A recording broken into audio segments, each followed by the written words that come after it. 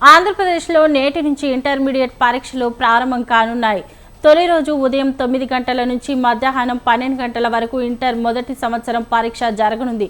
ఇక సోమవారం నుంచి ఇంటర్ ద్వితీయ సంవత్సరం పరీక్షలు మొదలు కాబోతున్నాయి. రాష్ట్ర వ్యాప్తంగా అధికారులు మొత్తం 1535 పరీక్షా కేంద్రాలను ఏర్పాటు చేశారు. 10,58,892 మంది విద్యార్థులు పరీక్షలు రాయనున్నారు.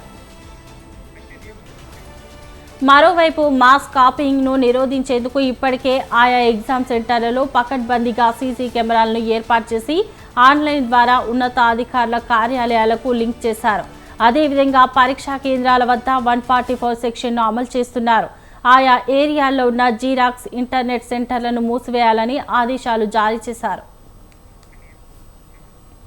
ఉదయం 9 గంటలకు పరీక్ష ప్రారంభం కానుండగా గంటకు ముందే విద్యార్థులను పరీక్షా కేంద్రంలోకి అనుమతించనున్నారు. ఉదయం 8:30కు ఓఎంఆర్ షీట్లు అందజేస్తారు. 1 నిమిషం ఆలస్యమైన విద్యార్థులను పరీక్షా కేంద్రంలోకి అనుమతించేది లేదని ఇంటర్మీడియట్ బోర్డు అధికారులు ఇప్పటికీ స్పష్టమైన ఆదేశాలను జారీ చేశారు.